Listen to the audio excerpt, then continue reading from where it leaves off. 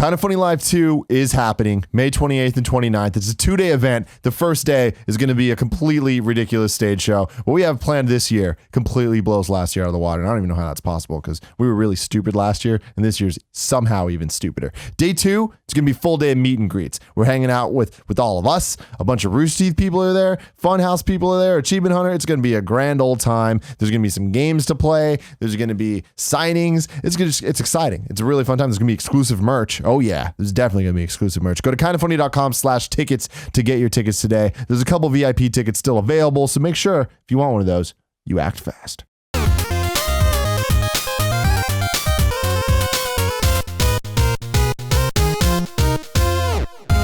What's up, guys? Welcome to the first ever episode 69 of the Kind of Funny Gamescast. As always, it's all I'm built Tim to this Gettys. for you, Tim. It's all built. I'm joined by the coolest dudes in video underwhelming. games, Colin Moriarty and Greg Miller. Today's a very special day. It has all built to this. Many of you out there were wondering, what the fuck are you going to do, Tim? You're talking a big game about Kind of Funny Gamescast episode 69. Are you going to actually do anything differently? The answer is slightly. There's a slight theme to this episode, and that theme is good times. If you don't know, Kind of Funny Gamescast is a show where we talk about video games and other shit, Colin. Yeah, sometimes it goes I there. thought you and Greg might just get on the table and 69 each other. Well, there was a lot. This table cannot take us both being on it. This 69. table. A lot of requests for us to do the show naked. I had to pass on that one. I'll show you. I don't know if you're ready for it. But Yeah, I ain't ready. I ain't ready for that jelly. But yeah, it's going to be a damn good show. If you got this show early because you're a supporter on patreon.com/kindoffunnygames, I appreciate you. And if you didn't, you could be one of those people I appreciate. Just throw some money that way. You can throw $69. You can even throw 69 cents. This is 69. I'm not going to use the rap air horn. you won't get excessively. anything if you throw 69 cents, but you could do it. Satisfaction. No, You're helping people out. Trust me, you'll get satisfaction from it. So that's going to be a good old time. I'm going to get right fucking into it. Okay. You know, the show. Topic number one. YouTube.com/kindoffunnygames, all that stuff. Sure. Blah, blah, blah. Topic number 1, sex in games. Sure. We're talking a broad sense here. We're talking about what is your first memories of seeing sex in games? You know, what are some good examples of sex in games? What are some bad examples of sex in games? When I say sex in games, let's start it off here. What do you think about? I mean, for me, like hot coffee is the first thing that jumps to There you mind. go. Right? What is hot coffee, Greg? Of course, in Grand Theft Auto San Andreas, there was a sex mini game that didn't make the final cut, but was still hidden in the code. And so in the PC version, people could get to it, and everybody flipped the fuck out, and it, like, for a week, earned them an AO rating, and it was taken off of shelves, and Rockstar had to reprint the game, put it back out, and not have that in there. And it was a huge brouhaha, because, of course, the news media picked it up that Grand Theft Auto has a sex mini game in it, and that was it. Everybody flipped the fuck out. I love me a good brouhaha. You know what I mean, Colin? These people just grabbing at headlines. Oh, they didn't do any investigative journalism to find out what was really happening. Do you remember seeing it, though? Yeah, oh yeah. The hot coffee scene? Oh, hell yeah. And I was like, damn, this is titillating. This is completely a letdown. Just these like really poor animations of CJ humping some lady from doggy style. And it was like, oh, all right. I can see why this is a huge deal. What's weird about it is that it was such a big deal back in 2004-ish? Yeah, San Andreas came out in 2004, but I don't know if it was found until 05 probably, because it was I don't think it came to PC right away. Sometime around there, and it was just like that. Everyone was talking about that, and that was like a national headline thing. It wasn't even just like a IGN headline thing. Because it's the biggest game going, and it somehow had this thing hidden behind it. I understand why it was such a sexy headline, but it was just like so poorly reported, because it made it sound like, you know, you do the Konami code and there you are, you're banging some lady. Yeah, but no, it was like some weird hidden shit. But what's extremely interesting to me is then you look at like the later GTAs that get way more realistic looking. Sure. Next gen shit. You're talking about GTA 5. The straight up just the scenes in that are like not hidden at all, part of the game. Yeah. Like when you get the prostitutes in the car in GTA 5, it's like it's pretty graphic. Right. Shocking. But there's no penetration. There's no can't penetration. see that. There wasn't penetration in hot coffee either. Sure, but there was implied.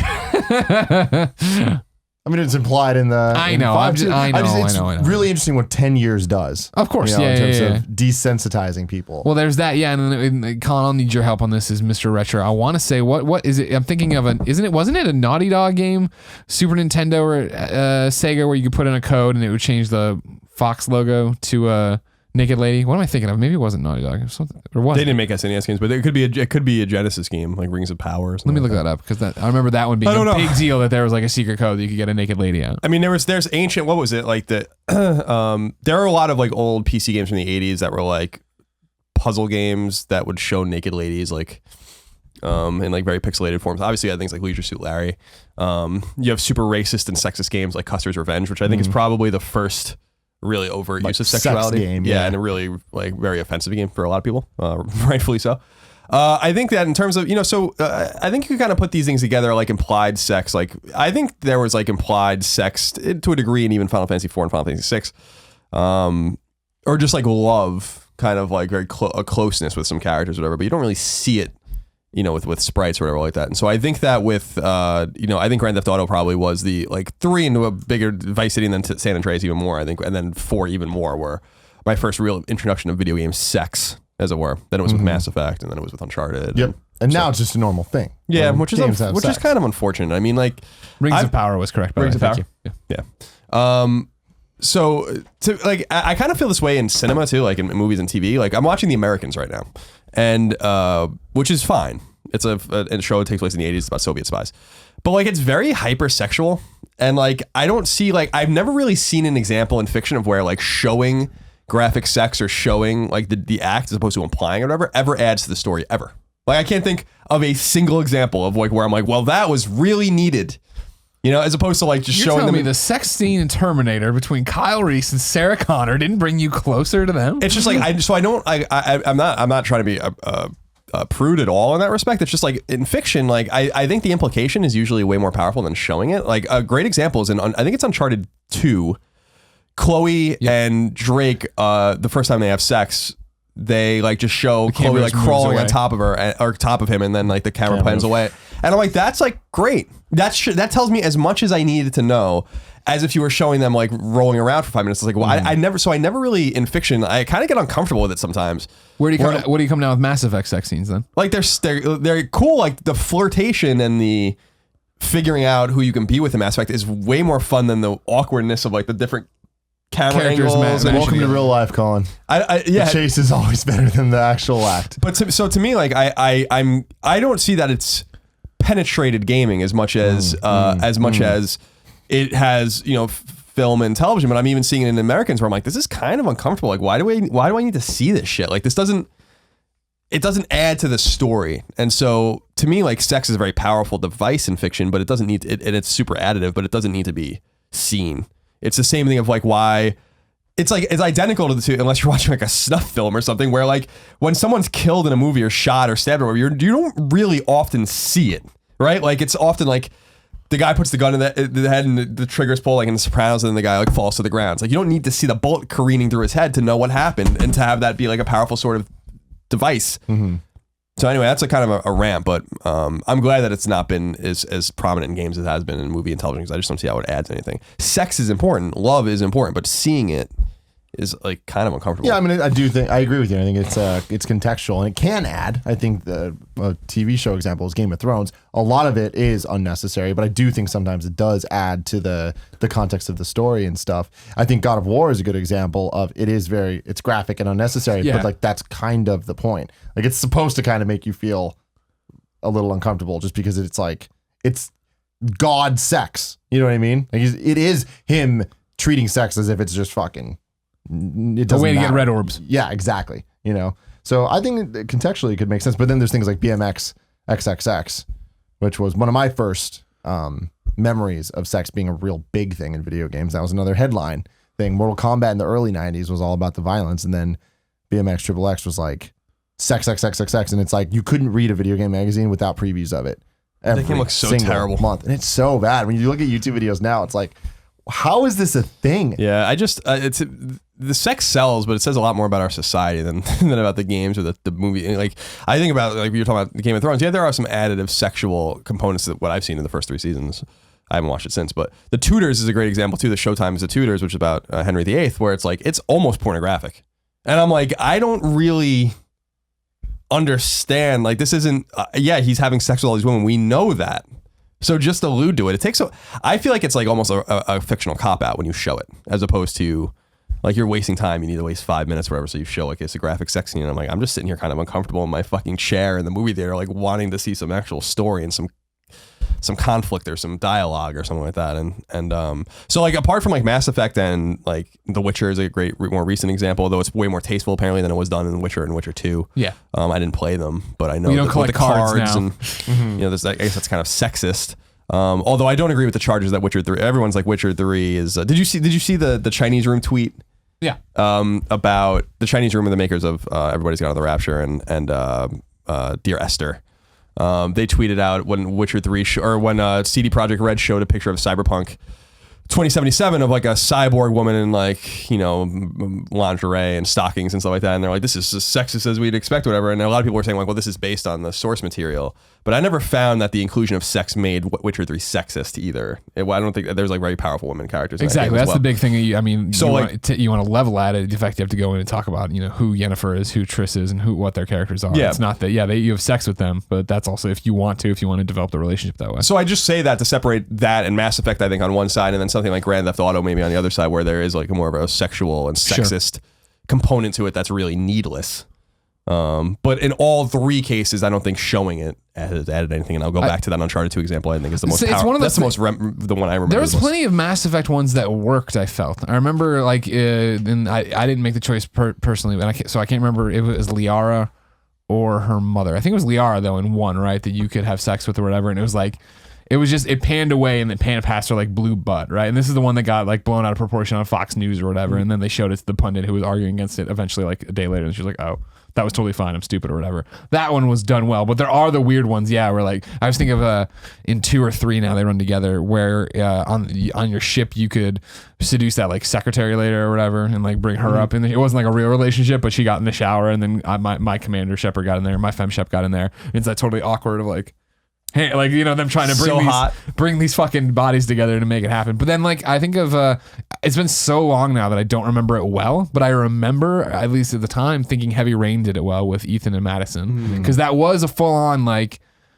Madison's naked, Ethan's, but it was like, they're taking off their clothes or whatever to have sex. It wasn't sex in terms of, like, bumping uglies, but it was sex in terms of like the build up to it and what was going to happen. Yeah, I think that you saying that it's a cop out, I don't necessarily agree that it's a cop out. I do think that it's really difficult to do correctly, and I think that you don't hit that, it feels like a cop out. It feels cheap and it's cringeworthy. There's a very fine line between it being awesome and being additive and it being cringeworthy, and I think that more often than not you're going to fail that stuff. But it's the equivalent to like large scale battles with stuff. There's a lot of times you see in shows or movies or anything, they just don't have the budget for it. So they'll kind of cop out and do like kind of like here's a quick version. And that's 99% of the time more effective than them attempting to actually do the actual fight because they couldn't do that right. But when they do it right, it is awesome. And it's thrilling, like Lord of the Rings, the second one. Like that's memorable because it accomplished the Hobbit sex. Yeah, because of the battle, it's an accomplishment. And I think that when sex scenes do stand out and like they do add something, it's really special. But more often than not, especially with video games, it's that weird uncanny valley thing where that's the big thing. Is like when you bring together these models and something that has to be so intimate and so like, you know, touching someone and loving someone, that like when it's just like awkward, you know that they're like clearly their bodies are like clipping or whatever. It's just like, why even bother doing this? Why is this what it's got to be? Yeah. Another, I think, good example was in Far Cry 3, the Blood Dragon. Did you guys play that? No. Yeah, I played, but I didn't beat it. There's a fucking awesome sex scene. It's all like retro 80s, like 8-bit style cutscenes and stuff. And then I wrote the line down because it's fucking awesome. I want to be blinded with your cyber love. And it's totally aware of itself. And it doesn't show too much, but it shows more than it needed to. Sure. But it's perfect. It's like that perfect thing of like they nailed it because it is kind of a parody of itself. Far Cry 3 is another interesting example too of sex in games with that woman who's on top of you from first person perspective. And I'm thinking of the ending, I believe. Correct me if I'm wrong. Do you remember it well? I don't. I believe right. It was awkward in quotes, but it was more disturbing. It was jarring. You know what I mean? It wasn't meant to be like, this is so fucking good. Like it was like, why is that happening? And then spoilers for the end of Far Cry 3, like she kills you. Like as she's having sex with you, right? Or like at least the very end, the part I'm thinking of. And I think there might have been a part early in the game where she was having sex with you, but it didn't kill you. But it was like, it was meant to be like, this is some kind of weird, oh, I'm dead. Yeah. You know what I mean? Like it wasn't meant to be like, fuck, we nailed fucking. That was awesome. No. I mean, going way back Super Mario Bros. There's no sex, there's no anything. That little kiss at the end, though, that was enough for me. I can imply, or I can infer some shit. You really? Yeah. You think Mario and the Princess banged? 100%. No way. Yeah. In No way. In Super Mario Bros. 1, yeah. In the rest of them, probably not. She was sick of that shit. She didn't need that plumber dick. Whoa. But in Super Mario Bros. 1, the pipes were clogged. Jesus, Tim. Holy God. Hey, there's nothing wrong with sex. That's my problem, is when people that act like there's an issue I'm with the not saying sex there's anything itself. wrong with sex. It was just, I thought maybe he would lay some pipe, but the pipes were clogged. They were clogged. And he took care of that. All right. He All right. did. Okay. I mean, I hope he did. Or I don't did he know. clog the pipes? I didn't play that part of the game. They did what Colin's talking about, and they didn't show it. But I see, I don't know they're implying the same way Colin's talking about them implying. I don't know, man. Did you That's see that? Did you play Super Mario All-Stars version? I don't think I That did. has an animated thing of them kissing, and that kiss, it made him blush. Yeah. And if I know Nintendo.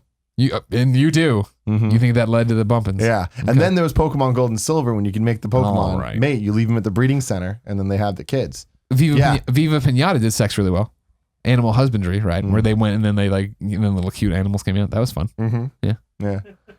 I mean, you'd have to. If I'm lying, I'm dying. Yeah. When I leave my Pokemon at the breeding center, I know what's going on. I'm not stupid. 8-year-old Timmy, he's imagining that Pikachu bumping nasties with Jigglypuff. It's getting all up in that, laying them eggs. I have to walk 1,000 steps to make them hatch. Yeah, Wait, who's laying the eggs? they do. Which one? Then you have the Poke Egg. I don't know, whoever the female is. Okay. Don't ask stupid questions, Craig. I'm sorry. I'm not familiar with the breeding rituals I have a list of of Pokemon. other games. Let's see. I think we talked about most. How Do You Do It is a more recent one. Oh, sure. That we did. Nina's game. Nina's game, yes. We did a Let's Play of it. Right. Me and Nick over at youtube.com/kindoffunnygames. Sure. I enjoyed that a lot. You Yeah. see that one? Mm. It's when you there's 2 dolls, and when your mom leaves you, and you have to figure out how to do it because you don't know how to do it. I didn't know how to do it. Still might not know how to do it. On that level, Cybele's another great example of it. A game based on losing your virginity or whatever, and through a relationship you build in the game. But again, it's not your sex is part of the story, not so much like the end goal, right, or how it all plays out. It's just it's used the way that wouldn't make it. That's not exploiting it. It's about falling in love, and it's about exploring this relationship and about that thing. But it comes down to losing your virginity to this guy that you've met online. Mm-hmm. That's interesting. That's good. I thought that was a good way to handle it. I need to check that out. It Yeah. definitely sounds like an interesting game, right up my alley. Yeah. No, you'd enjoy it. It's definitely interesting. Mm-hmm. Very different. So to kind of wrap this topic up, unless you guys have anything more to add, going back to the Mario thing, jokes aside, my first real introduction to the idea and concept of sex and video games together was the benefit rap song Warp to World 6-9, which perfectly ties into this topic. Yes, of course. Where he made a rap song about trying to beat Mario for the first time back when he was in elementary school. And there's a line where he says that he remembers when one of the kids says that if you beat the game, you see the princess naked. And that drove him to want to beat the game. And it's a really graphic song. It's a nasty rap song. But I remember hearing that, and it totally changed my entire view of the video game, where I'm like, oh my God, that's awesome. When you're a little kid, you know what boobs are. So pixelated boobs sounds awesome. I remember that. It stuck with me, and it pushed me to beat Super Mario Brothers. Were you Didn't see disappointed that. when you got there and there was just No, I was happy. Again, I saw the blushing, and I'm like, all right, cool. The That's implied. I know what's deformed up. princess you I were know, chasing the entire time? I'm This in looks Mario, so get it? fucked up in the original Mario. It's Sloth in a dress. It's a Sloth from the Goonies in a pink Yeah, dress. It's pretty bad. It is pretty bad. All right, topic 2. We're going off of the crazy theme of the day. We're going to talk about some real Gamescast shit because I know people out there love it. We're talking about Game of the Year so far. Oh, yeah. Last year, throughout the year, we did these topics to kind of catch up on some stuff. We're now in April. No, we're in May. Yeah. Damn. Yeah. A lot of games have come out. Right. What jumps to your immediate attention? Uncharted 4, Mhm. of course. Me too. Right. Me too. I mean, I think it has to be far and away in the lead right now. By when we're recording this, right, it's the embargo posted this morning.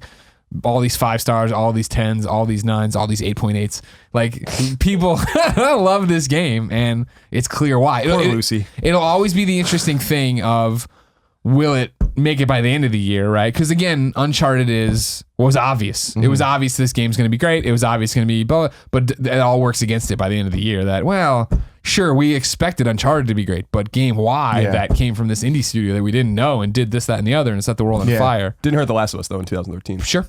Yeah, don't get me wrong. That's the thing. But I mean, But there's always that thing with sequels where you have this game that's its fourth edition. I think it'll work to its benefit that it's the last Uncharted. This is your last chance to give an Uncharted game of the year. I think this has been a good year so far. Well, Uncharted, I think, comes to mind. I think Uncharted obviously is the game to beat. In terms of fun, I think Ratchet and Clank is the game to beat.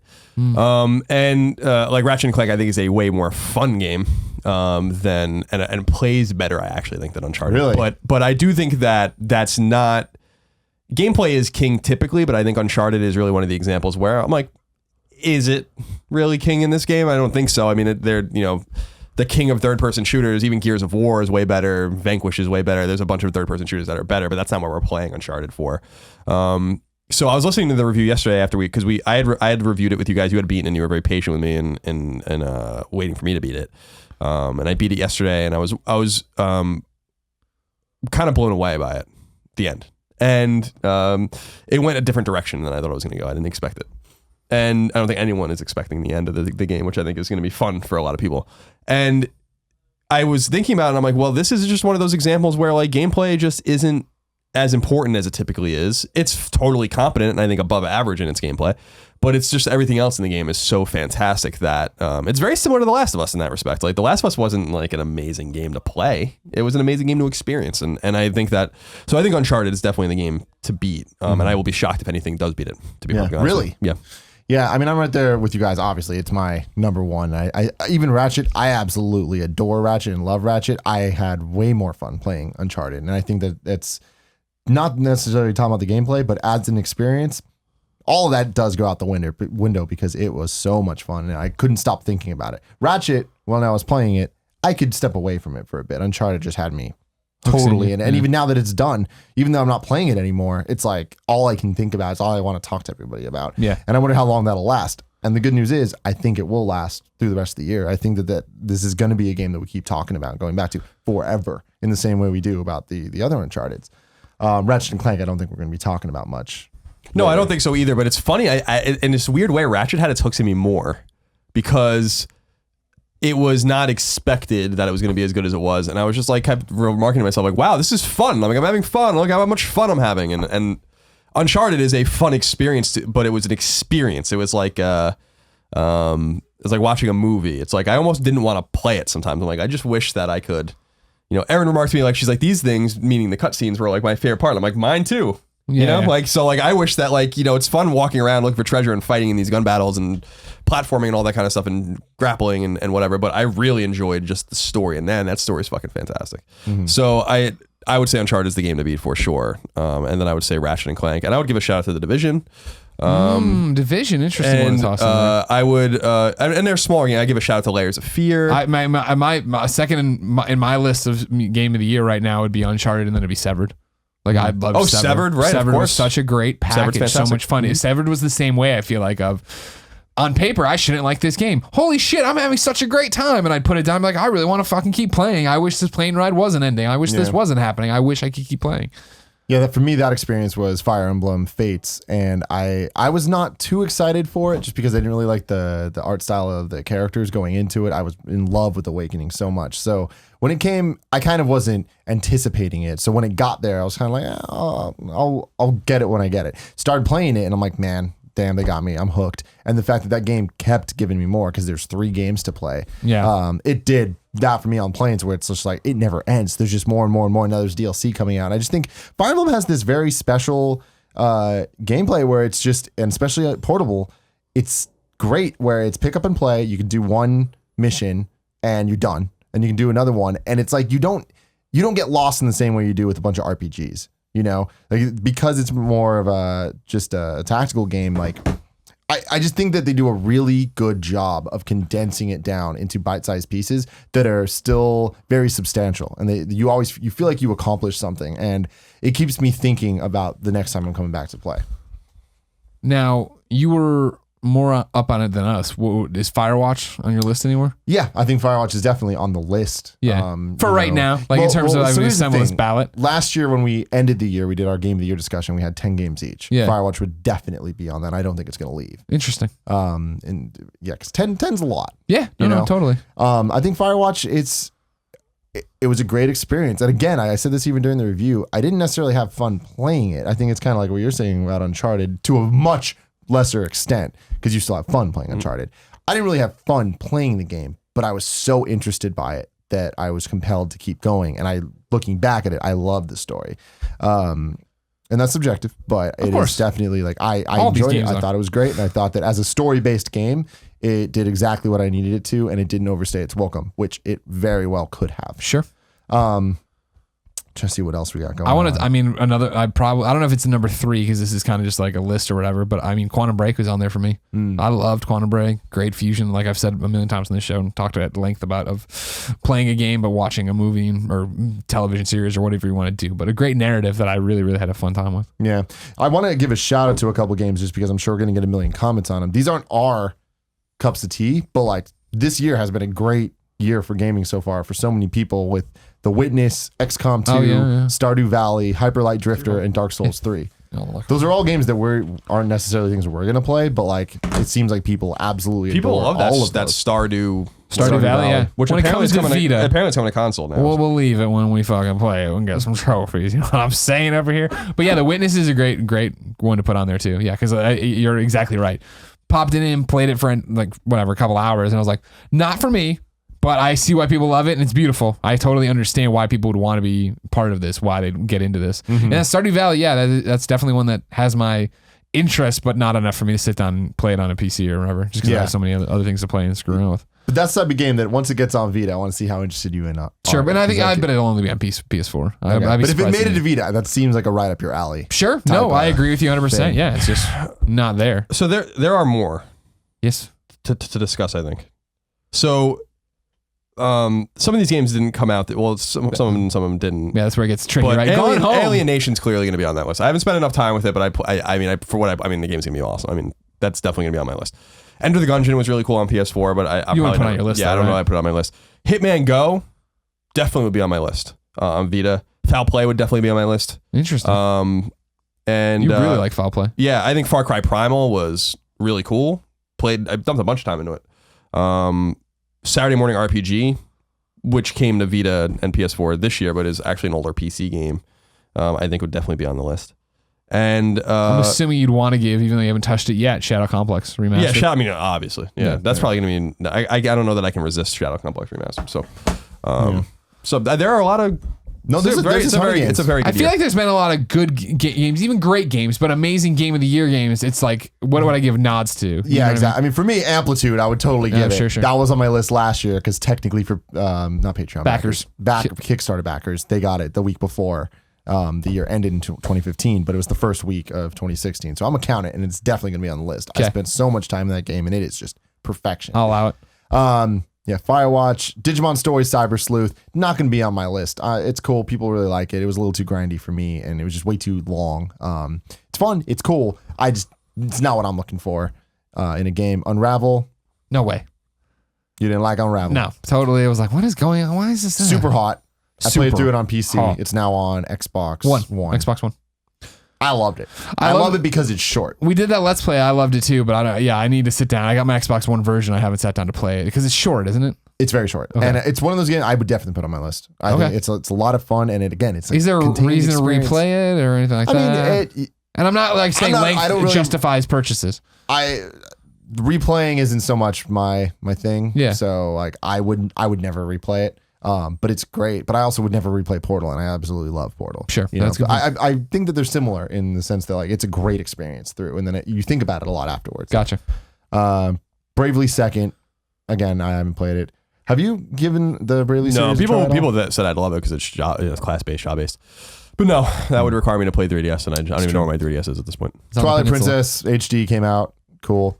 Pokken Tournament. Loved it. Like being Kevin did the Let's Play. That was fun. I play with my roommate every once in a while, and when we're bored of Smash. And it's cool. It's a fun diversion. People seem to really like it, and it's getting a lot of pickup in the tournament scene, so that's good. Star Fox Zero, no.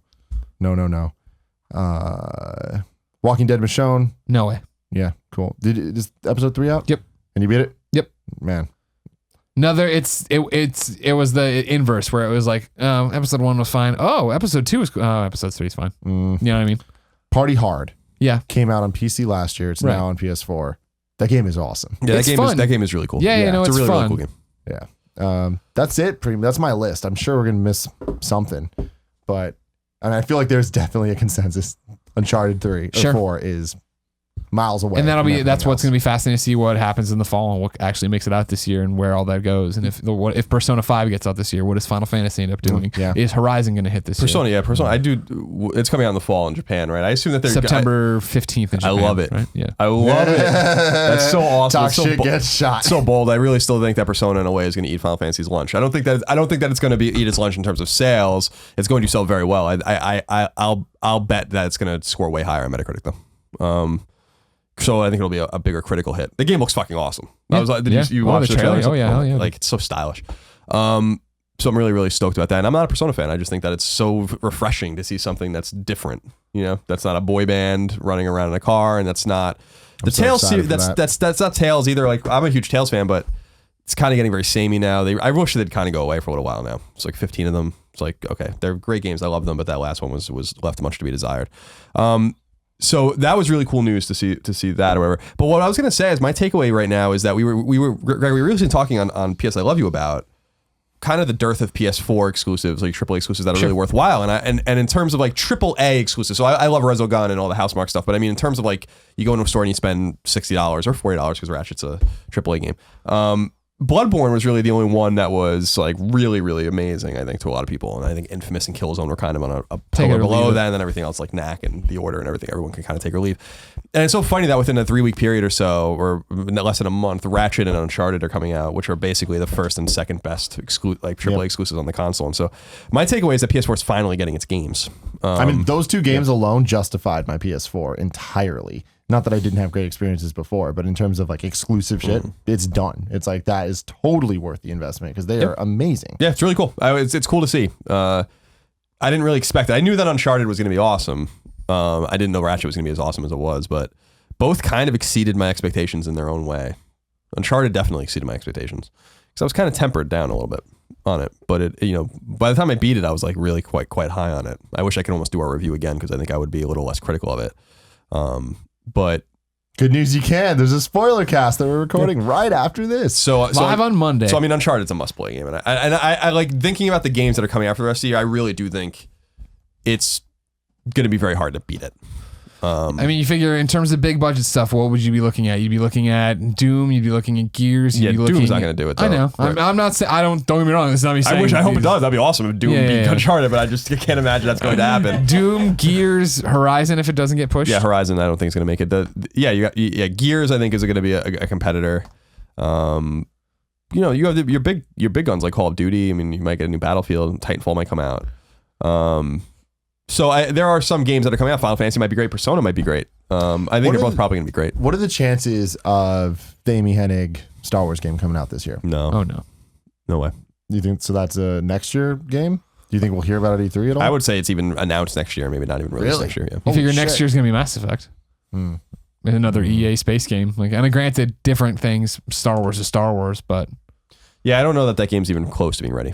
So, not that I know much about it, but... That sucks. I want it. Yeah, so I think what we see is what we get this year, except for maybe I think Dead Don't Ride might be a game that that might come out this year, and I think that that's not announced yet. And maybe you'll get something from Bethesda or something. Well, Dishonored's coming out.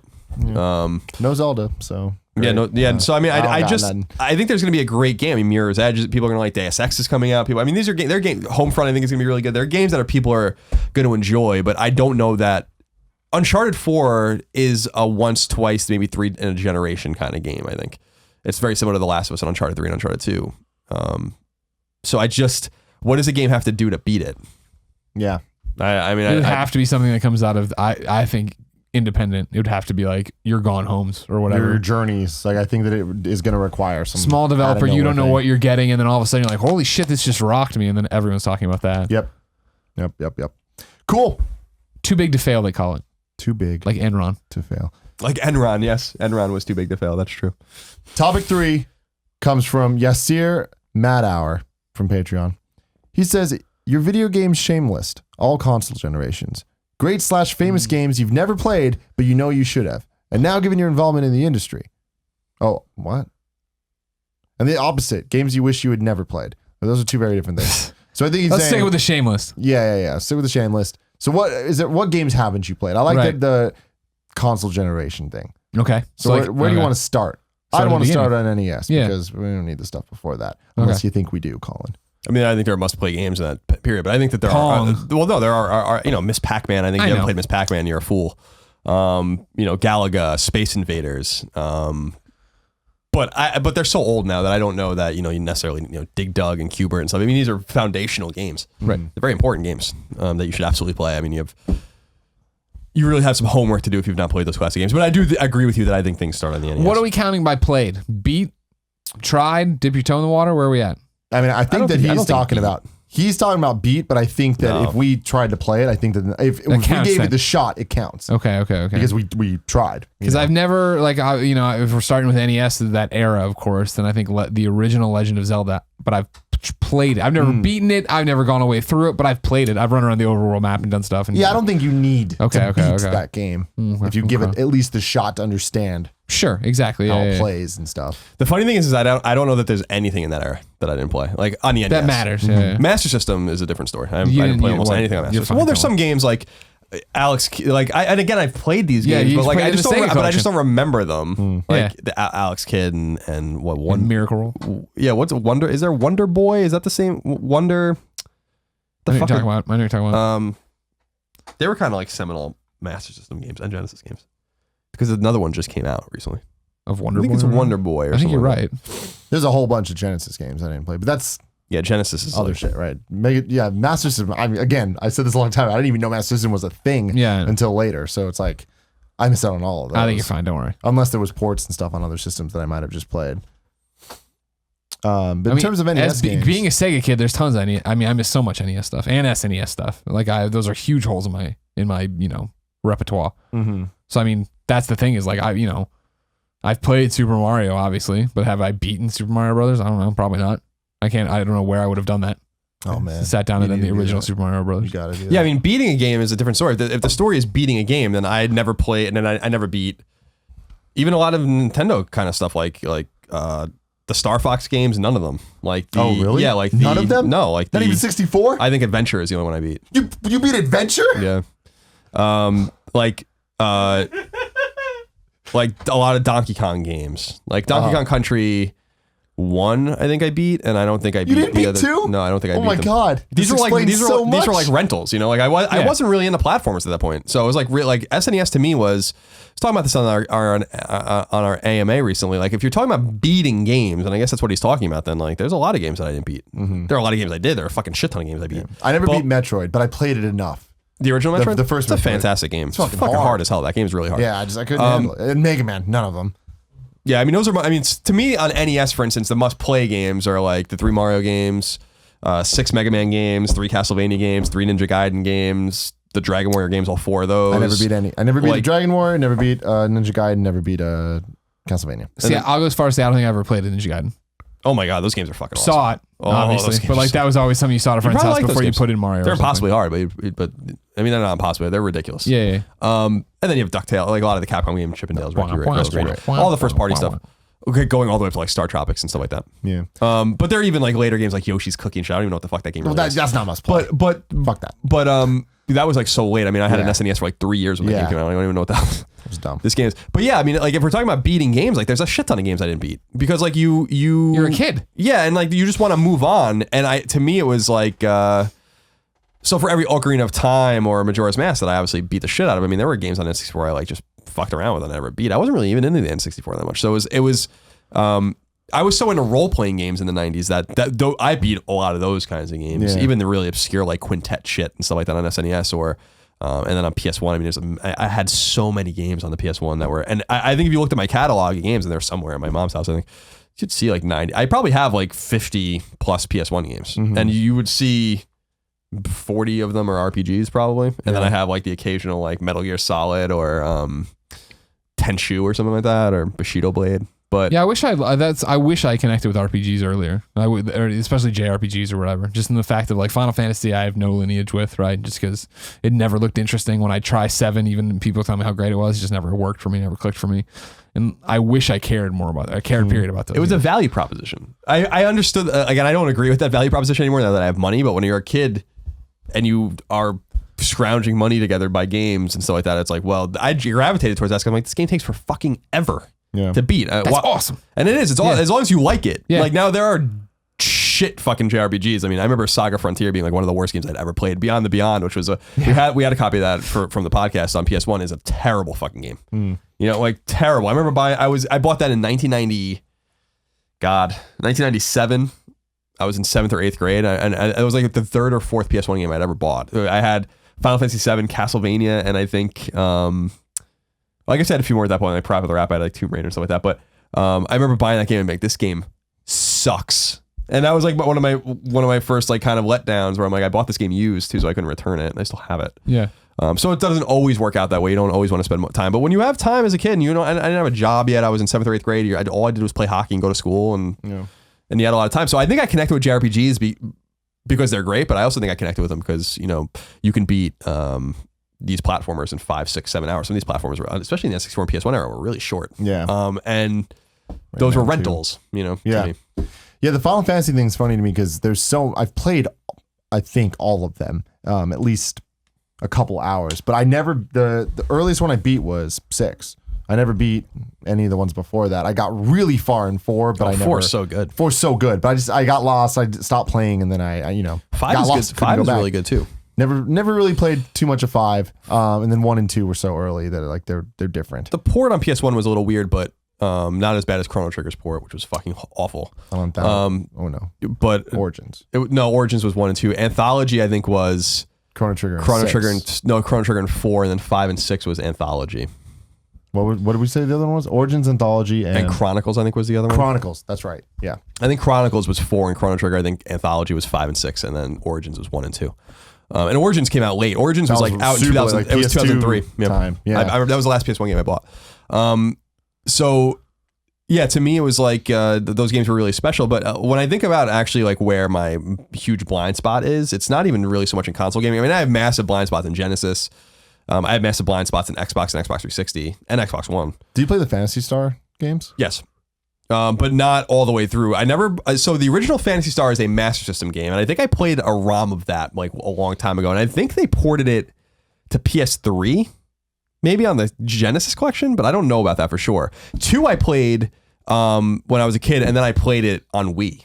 And then 3 and 4 is really considered like the epitome of those games, and they all kind of blur together with me. They're not as memorable as the Final Fantasy games, but I did play those games because I knew a kid when I was young who had a Genesis. His family had a Genesis and an SNES and an NES and a Master System. And rich. And so my exposure to a lot of early Genesis stuff, I remember being like, "What is Phantasy Star?" Because I didn't have any exposure to even the marketing or the previewing cycle of. I was so up in Nintendo's ass when I was a kid that like I didn't really know what the hell that even was. And so I remember playing that and like, you know, Streets of Rage and Golden Axe and all these games, and I'm like, wow, Genesis is pretty cool. And I think I told the story about how when I was in 6th grade, I had my friend Jason, who was several years older than me. He was in my neighborhood and we played hockey together, so he was like a buddy of mine. He was in 9th grade, I think, at the time. I traded my SNES to him for his Genesis, and then my mom got really mad, made me trade it back, and that was a great move because I wanted to play Shinobi or something like that. Oh God! And I was like, I'm so tired of this fucking machine. Like I just want like it was my mom saved my mom unintentionally saved me. But I think with PC is where like there are. If you name almost any PC game, I never played it. Sure. Like with the exception, like I have a soft spot for some random PC games. Like we've talked about Chips Challenge, and we talked about you know, some of the Star Wars games like TIE Fighter and X-Wing. Like I like those games. Dark Forces story or whatever the fuck it was. Yoda's story and like a lot of Star Wars related stuff I played. Like Doom and stuff like that I played. But there are so many. Like I have no lineage with Half-Life. I have no lineage with StarCraft. With StarCraft or Tales from Monkey Island. Any of the adventure games. I don't have Poe. Like I brought games to Poe all the time, and he brought me Full Throttle once on PC, and we played through that, and that was awesome. But at the time, I had no idea that like this was a huge genre Tim Schafer, all this other stuff. Like, no idea. Day of the Tentacle, no fucking idea any of that stuff's happening. But the trouble with this kind of question is like, yeah, like I had watched and or played most of these games on console at some point, like just dawdled with them and messed with them. I don't think you have to have beaten a game to have experienced it necessarily. But when it comes to like with like, you know, Genesis stuff, like that's a blind spot per se, but it really wasn't. I had a Genesis later on and I went back. I mean, I told you guys how I even found like a new copy of Castlevania Bloodlines when I was in high school. And like, which is 10 years after the game came out almost in Toys R Us. I was like, what the fuck? Like this is, I remember being awesome. I remember there was like 10 of them and I want to buy them all. But with PC, like I just don't even know. Sure. Yeah, like that's the thing where it's like, I don't even care. That's the other thing is like, I just don't, there's like, I want to go back and play. There's some games that like I have never experienced that we were talking about the DNA of games and how I think Miss Pac-Man is so fundamental to play. Pong is a fundamental game you should play. Just to understand like really the embryonic state of games. Understand video ball better. And you know, obviously like Galaga and Dig Dug and all those kinds of games. But Zork is actually one of those games that like I actually really want to go play because that is a seminal text adventure that is kind of the foundation for adventure games today, and maybe even in a sense role-playing games. It's very similar to how like these mainframe space war games in the 70s are actually like kind of the prototypes for a lot of the games we play today in some way. It's like D&D. There would be no role-playing games on the console without D&D. It's a similar kind of thing, and that's like a huge blind spot where that game's actually supposed to be really good. But even when I was in high school and I was taking computer programming and I would do nothing but play games on my computer because then I would just copy someone else's work. But like one kid did all of the work for everyone in that class. It was the funniest thing I'd ever seen in my life. And people were just on the internet or like fucking around on their computers. And I remember this kid brought in like Police Quest and King's Quest and like some other of these adventure games where you have to like very specifically type in like walk right and open locker and like all like, and I remember we used like Game Facts and stuff like that. That was like my first exposure to even those kinds of games at all. But man, there's a lot of PC games that I just don't even know about. Nonetheless, like I know, you know, even like Kid Chameleon on Genesis. Like I remember that game. I don't know if I ever. I think I played Kid Chameleon was great. That was like that's a seminal like burned in memory of. I got that for my birthday on Genesis from my folks the day like the morning before I went to school. Came back from school with a bunch of kids. We all played it there, and then we went to Leaps and Bounds for the birthday party or whatever. Like fucking, that's a day right there. That was just an example to me of a game like where like I know it. I think I played it. But at least I'm aware of it. Sure. Someone could walk up to me and be like, here's 100 PC games that are the best PC games. And I'm like, I probably never even heard of half these games. And then I probably didn't play 40 of the other 50 on that list. ActRaiser is one I want to throw out there. It's a good one. Mitch always talks about, like, this game sounds awesome. And I've never even touched it. Mitch was the first person I'd ever met that had the love equivalent to mine of ActRaiser. Because that's not a game, that's a Quintet game. It's a weird fucking game too. I don't get it and I don't that like game it. Is so that ActRaiser is like one of the most unique games ever made. To fuse God Simulator with side scroller is like really brilliant, and it's fun. And there's a way to get a perfect game in it too if you're like really patient. That's a must. I think that's a must play game. ActRaiser is awesome. Yeah. Awesome game.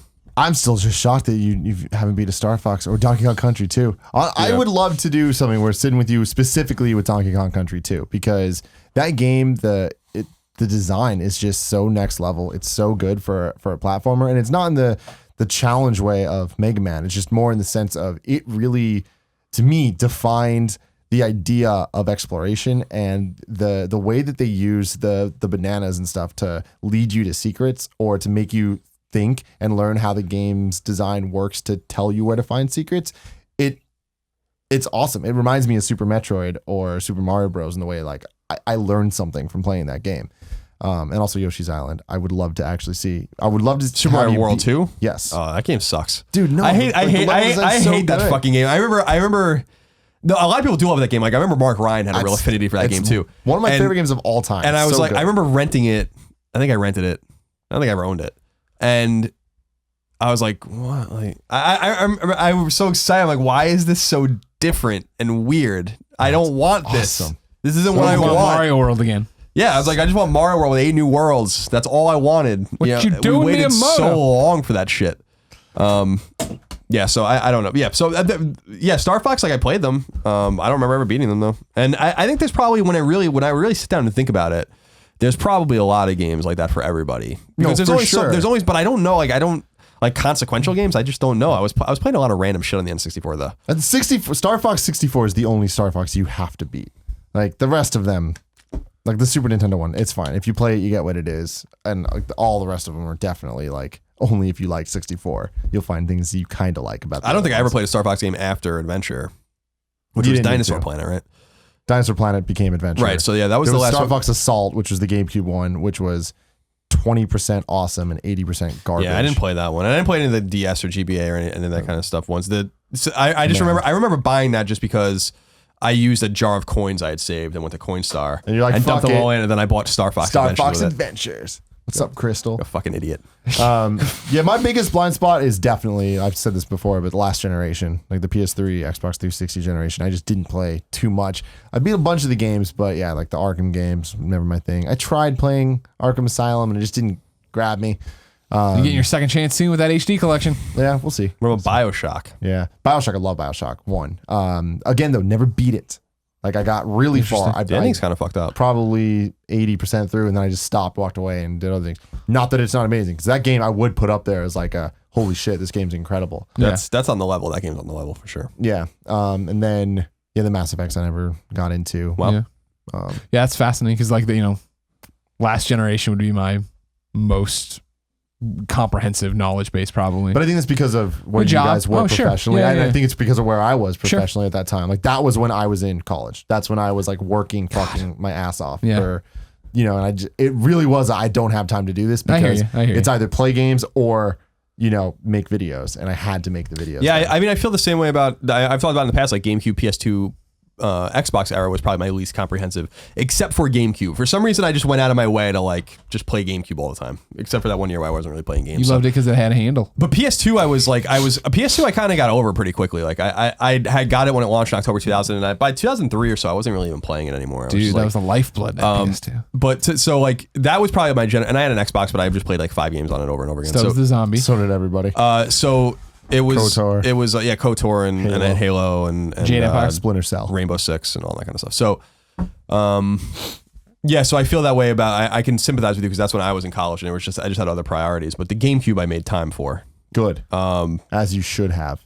And again, like, I don't know. We got to talk about the GameCube sometime because We do. I just Colin, I'd love to. You know. twisted his arm. I don't really know what I was thinking in that like I probably should have came around a little bit earlier. GameCube had great games. It was a great library of games, but I was like, my Stockholm syndrome was at an all-time high during the GameCube era. Like, you wouldn't even known me then. You know? Well, I knew you during the Wii era, so I feel like I kind of knew you during the GameCube era. Oh my God. Colin, you that's gonna play so this funny. PS3 game tonight? No, man. I'm waiting for the Wii port. I'm waiting for the Wii port. I'm gonna go play Call of Duty on Wii tonight. What the fuck's wrong with you, Colin? I wanted to believe. So speaking of blind spots in video games and stuff, Sure. we're talking about PC games. We Yeah. don't play the PC games at all. We don't. The A lot of drivers. people out there do play PC Bunch of games. nerds. So today we're sponsored by this thing, Total War Warhammer. Totally outside of our wheelhouse. Sure. But did some research. Seems like it's getting good reviews. People like it. People like it. So if it's your thing, hey, this topic's for you. Sponsored by Total War Warhammer. What is Total War Warhammer? It's a fantasy strategy game of legendary proportions. Total War Warhammer combines an addictive turn-based campaign of conquest and empire building with explosive, colossal, real-time battles, all set in the vivid and incredible world of Warhammer fantasy battles. You guys ever do Warhammer at all? The Warhammer painted figures? No. and stuff? Yeah. I saw them. Anthony Gaius used to do them. Anthony used to tell me funny stories about Warhammer. Like, he would be in the garage painting his figures or whatever, and then like someone would open the garage door and he'd like scramble and hide all his stuff because he didn't know who was coming in. So it's the perfect match. Total War Warhammer is a marriage made in gaming heaven. Warhammer is a rich, high fantasy world of perpetual war and massive battles, and Total War is a critically acclaimed, epic-scale, conquest-based strategy game. So when you put them together, that equals a gorgeous, high fantasy world of perpetual war and conquest on a colossal scale, brought to life in hours and hours of gripping strategy gameplay. It's epic fantasy, Total War style. No one's done Warhammer or indeed fantasy like this before. From the personal skills of your characters to 20,000 roaring orcs. No, how's that make you feel, Kevin? You like them 20,000 roaring orcs? Yeah? Oh yeah. Yeah. Why do you think he likes Kevin, orcs? I don't know. It's just, the look. As a fantasy spectacle, it is unmatched. If you're a PC gamer and not involved, you're missing out. Factions that are all feel and play very differently. Each race is wholly different from their own unique characters, campaign mechanics, battlefield units, and playstyle. So, if you want more, release date, May 24th, 2016. Platform, PC/Steam. There you go. Final topic of the day, as always, brought to you by the Kinda Funny forums. Go to kindafunny.com/topic. Nope. /Gamescast topic. to submit your topic for the show. You have something to say, Greg? No, You look like you have something to say. no. I'm just like new people are joining, so I just want to make sure. I'm here. Okay, cool. Hey, how you guys doing? Because it Thanks for looked coming like this you were topic. about to say this topic's also brought to you by Steven Insler. Oh, Supporting us over on patreon.com/kindoffunnygames. Thanks, Steven. Thank you. You are a Patreon producer for this show. /seducer. You producing /seducing, which is a really nice tie-in because every single question today is sex-based. This is episode 69. Ba, ba, ba, ba! I like how you've given up on the horn because I it mean, was so it's hard sad. to switch back from Well, the it's horn. just sad today during the giveaway stream too. The horn just wasn't I doing was what you fucking needed up to. the horn. You know what, Greg? The horn's a little sad, isn't it? Womp womp. I can do the sad one. Don't worry, Colin. Yeah. Hold on, Here we hold on, go. just Here give him we go. 20 minutes to set it up. How much did that app Now cost? do Free. It was a free now do app. the Uncle Nick one. That sounds just like Kevin. There's a, Oh, this does. It weirdly sounds like Kevin. It's called Uncle Nick. Yeah, that's weird. That's fucking bizarre. I don't like that. All right, let's gonna get haunt me. back to the questions. Again, remember, ladies and gentlemen, this is episode 69. It's been a long time coming, but here it is. Amy66 says, what do you think gets our beloved game characters hot and in the mood? For example, in later games, Mario 2 and Mario 3D World, we know Princess Peach can hold her own against Bowser. So maybe the whole game is actually Mario's own sexual fantasy, and he just finds the whole damsel in distress thing a turn on. I've thought about that before. Jesus Christ, Tim. And I think it's good. I think, it's motivations and it's goals and whatever gets you going, really. She made a Mario 2 reference? Yeah. Wart is the bad guy in Mario 2, not Bowser. Let's get things straight. Well, no, but no, she was saying that, like, Let's just we get know things she can straight. Let's get things hold straight. her own. Let's get things straight. Well, it was also a dream. Let's Mario's get this- fucked up let's dream. get things straight. Because he just wanted her to be in distress. I just say that because I love War Wart way more than Bowser, and he's Really? criminally underused. Well, he should he is have. I criminally can't believe underused. he's not in Melee or in Smash Bros. It is It's upsetting. totally ridiculous. I mean, I don't know if it's totally it's ridiculous. totally but ridiculous. Of all the injustices in gaming, this is the biggest. We have like 17 Fire Emblem characters. I think we could get Wart in there. We do. What do you want to do? Just walk back and forth?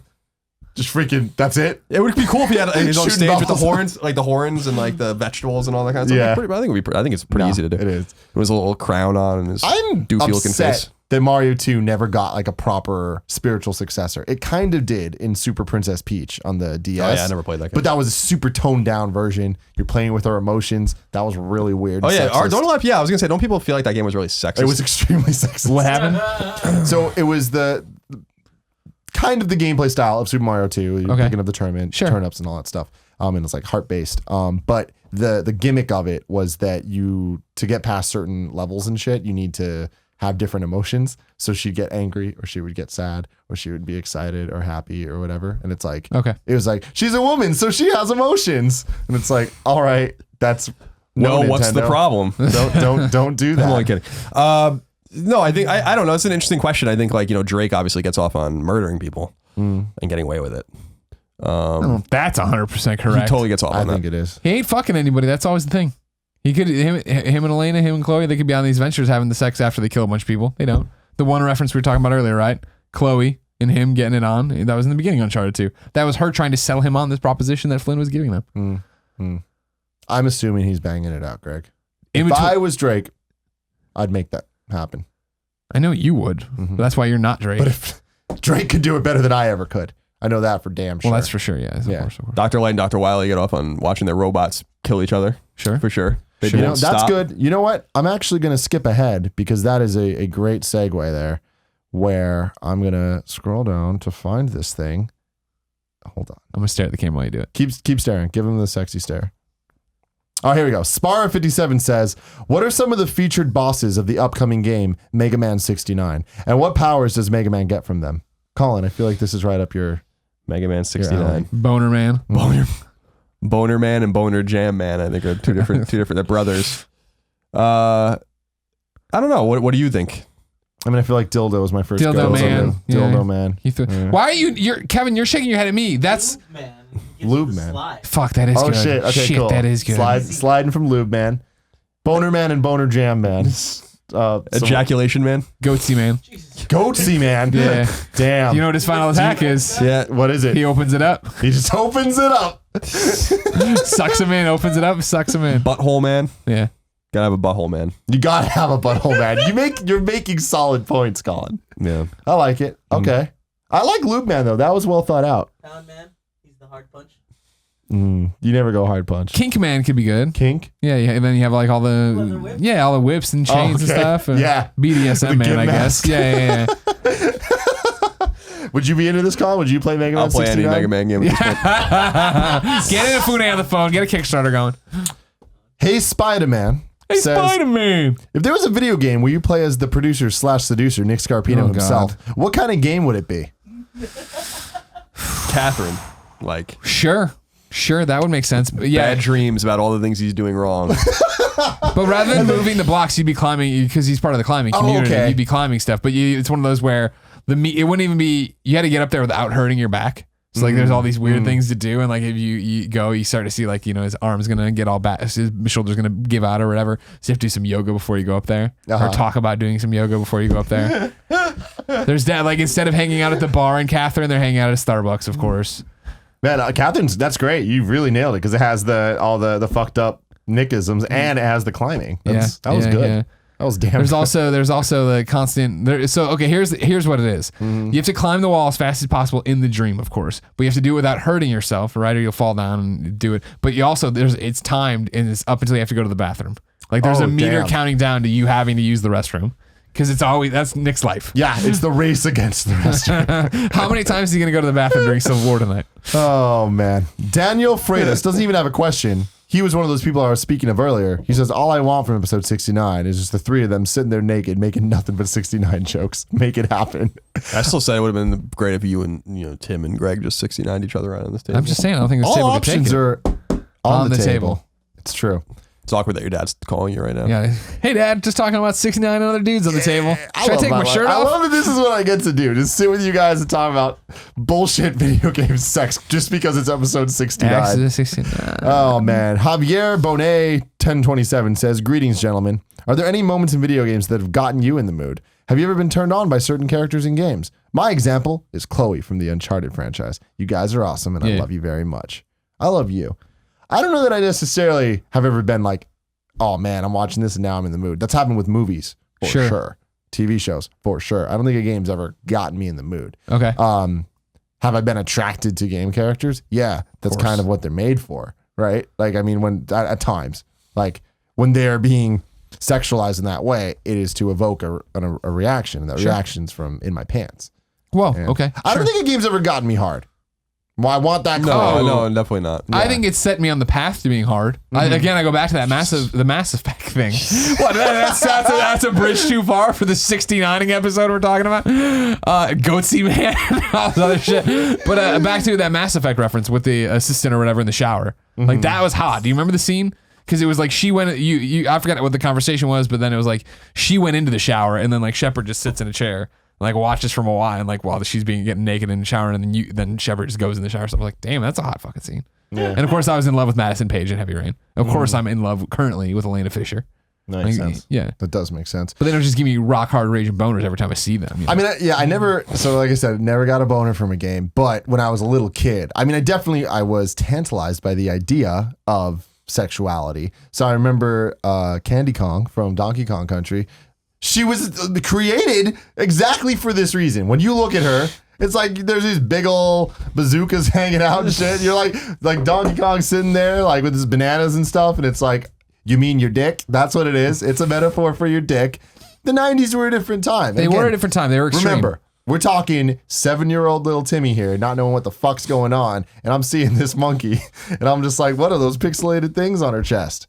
Then I learned, Greg, they were boobs. Right. A year later, Titanic comes out in theaters. Oh my God, Titanic! The first time I saw boobs, I realized I've been missing out. I love these things. What a gold mine Titanic was. You're like PG-13 and then just tits. Yeah. Giant fucking titties on this. Because you're in a movie theater and it's just a nipple. You're like, oh my God, this Kate Winslet woman's going far. All your dumb friends coming back to see it. Speaking of all this. Good fictional story, Titanic. Johnny Epp says, does the games industry need to tone down its R-rated content with women in a sexual nature? I think so entirely. I think that they need to be way more decisive about what they're doing, and there needs to be a bit more quality in all of this stuff. Having said that, I don't think there's anything wrong with sexuality, and I think that people need to be okay with understanding that objectification isn't a bad thing on its own. It's that combined with intent that creates bad situations. And I do feel like when you see these images of the orc males and they have all this armor and an orc female and it's a green girl in a bikini or a blue girl in a bikini and that's the only difference. It's like, yeah, I definitely think that, you know, we need to kind of make some steps towards That's the thing. When he says, do you want to see it toned down? My answer would be no. I don't want to see people, I don't want to have lynch mobs going out there, right? And the PC police saying, don't do this, don't do that. I'd rather see the scale balance and there be more honest portrayals of females and, you know, strong female characters and all this different stuff. Your Lara Crofts, right, from Rise of the Tomb Raider, or Elena Fisher or Nadine right now in Uncharted 4, right? I'd rather see that start coming up and not worry so much about tearing something else down, but what we always talk about, let the market decide, right? That no, we want these characters. These are the characters we're going to celebrate. If you want to make these juvenile, you know, caricatures of women, whatever, more power to you, but we won't buy those games. We won't support those games. We're not going to do it, and that'll balance it out that way. Rather than it be that we have to lead this charge to tone it down, I'd rather lead a charge to rally around the games that do it right. Yeah, I mean, I think, you know, going off that, Tomb Raider is a perfect example of being a franchise that just completely exemplified this in the 90s of just, that game was sexuality. Like, you didn't need to, if you didn't play that game, you still had an idea of what Tomb Raider was, and that was nude codes.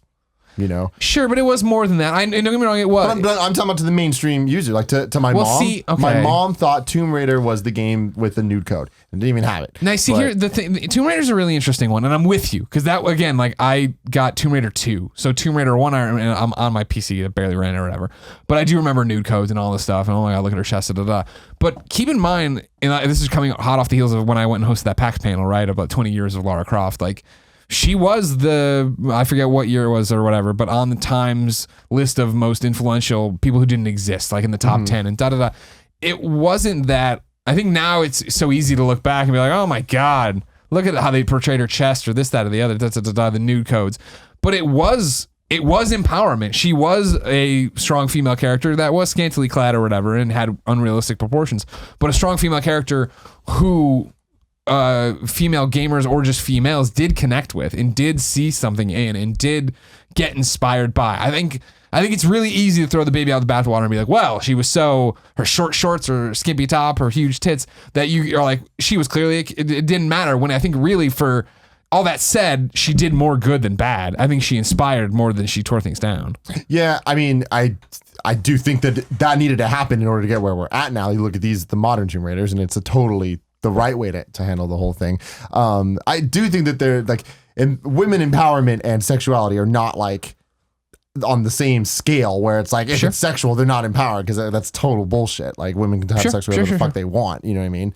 On the other side of that, though, I think that the Tomb Raider thing, it wasn't so much about the gameplay. It wasn't so much about even the character. It was about every single magazine, even if it wasn't nude codes, it was cosplay of like the paid cosplay, the like Sony presented cosplay of these just ridiculous women with guns in their mouths. You know what I mean? Like licking the pistols and shit. And like, it was overly sexualized in that was all that it was way.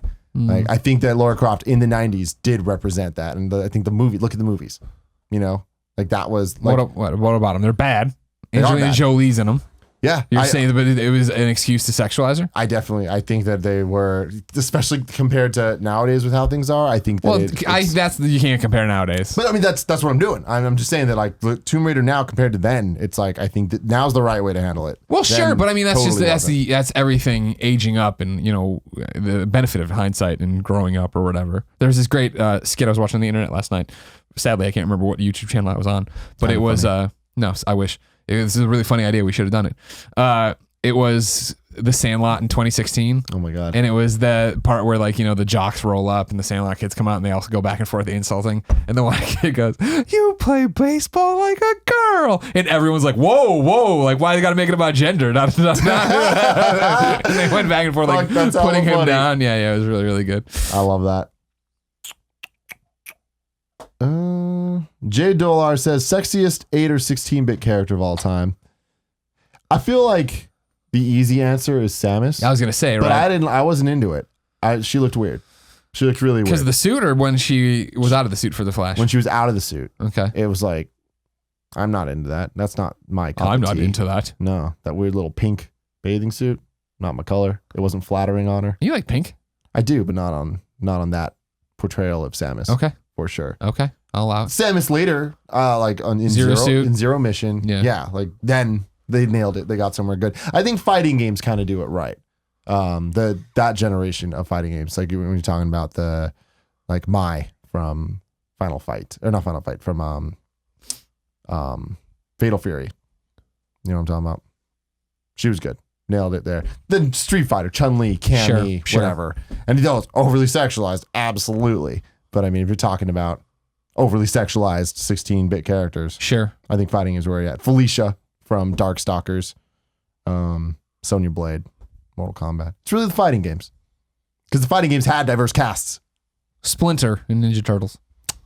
Pretty hot. Magnet Man was sexy as hell. See, that's the thing. I don't know. Just being a young kid, I guess I never, you know what I mean? Like, I wasn't connecting on that level with my games. I was. I mean, it would have been like, who's the girl in Double Dragon? Like, she was a girl. Okay. Yeah. So the Cruising USA Bikini Girls. Oh, Cruising USA Bikini Girls. I do remember. Sure. Shout out to the Cruising USA Bikini Girls. Sure. If someone could find them on Twitter, that'd be great. Oh my God. I put him like that, actually. Hold on. You set this up. This is a catch-22. Just taking photos of my dog. You can go follow Tim at I love it. At no, Tim I'm Gettys. going to send it to Kevin so he can put it up. Oh. Because this is a 69 worthy picture. Jesus. It's a fucking special occasion. We're having some fun. We're usually such bitch monkeys. But this That's all is we are. usually a very tight-laced show. Totally. Absolutely. We never talk about sex jokes. Let's see. We're coming to the end here. We're going to end the 69. We're going to With end a the bang. 69 episode with the bang. I actually think this is a really interesting question that I want to know your answers to. PP is Poet says, has the lure of a romantic encounter in a game ever completely sidetracked your playthrough? Oh, yeah. Of course. Mass Effect. Yeah. Mass Effect every time becomes who am I going to bang? You said this. I don't know if I like it. Da, da, da, da. Who am I going to choose? And then that becomes Mass Effect 2. I love so goddamn much, but it became so tough of like, fuck, am I going to fuck Garrus, Jacob, or Miranda, right? And then like Jack popped up at one point. You're like, oh fuck, Jack's kind of cool too. What do I do? What am I going to do with all this? And then you slowly, Miranda, man. you had to make a choice. I weeded out. I ended up with Garrus. Miranda's hot. Miranda's hot. And I like how they make, and that's another great example of like a character that's supremely sexualized, right? And then they work it into the story of like, no, I'm built from the ground up in my genetics to look like this. Yeah. That way I can, be an even better whatever. Yeah, for me, it was And it's Final an excuse Fantasy then to X. put the fucking camera angle down by her ass the entire time, but whatever. Yeah. Final Fantasy X, sorry. Final Fantasy X, I mean, it was very limited in its options for this, but there was conversations that could guide you towards Lulu, Yuna, or Riku. Right. And I was all about that Riku. Persona's another good one Make it too. happen. Where it's like, all right, cool, we gotta stop the fucking things happening in the TV world, but fuck, who of these girls do I like? What am I gonna do? She is such a tomboy, but I love her. Yeah. Yukiko, quiet, runs the inn. I like that as well. Where am I gonna go with this one? What, is Teddy? Teddy is Teddy's also He's trying to bang unromanceable? people. No, he's unromanceable. Oh, he's on his own Yeah. track, just Then like then wrecking you have shop. then you have Rise show up. Literally a fucking teen pop star there who's in love with you. Oh, cool. What are you gonna do? Her. What are you gonna do? The answer is her. This episode brought to you by Loot Crate. Loot Crate is a monthly subscription box service for epic geek and gamer items and pop culture gear. For less than $20 a month, you get 4 to 8 items that include licensed gear, apparel, collectibles, unique one-of-a-kind items, and more. Make sure to head to lootcrate.com/kfgames and enter code KFGames to save $3 on any new subscription. Loot Crate's more than just a subscription service. It's an entire community of fans that share their experience and interact with each other around the unboxing of each month's crate, and they guarantee at least $40 in value. The onslaught of big summer blockbusters makes May the perfect time to celebrate some of pop culture's unstoppable, unrelenting, and unbeatable characters and objects. We've got something you can carry, something for your kitchen, and a cool figure to go with our monthly tee and pin. Featuring 2 Marvel items, plus Warcraft, plus Dragon Ball Z, no one crate should have all this power. That's a Kanye West reference, and I appreciate it. I didn't get it when I read it on my show. Remember, you only have until the 19th at 9 p.m. Pacific to subscribe and receive that month's crate when the cutoff happens. That's it, Jack. Yeah. It's over. So go to Kind of Funny. Nope. Go to lootcrate.com/KFGames and enter code KFGames to save $3 on your new subscription today. There's so many URLs, man. I know. There's so many of them. Remember the first time you heard about Google? No. I do. I thought about that, I though. distinctly remember in computer class in high school, Mr. Craver was like, all right, you want to go to this, go to google.com. We're like, what the hell is that? Fox of Google. It's a search engine. What the hell is that?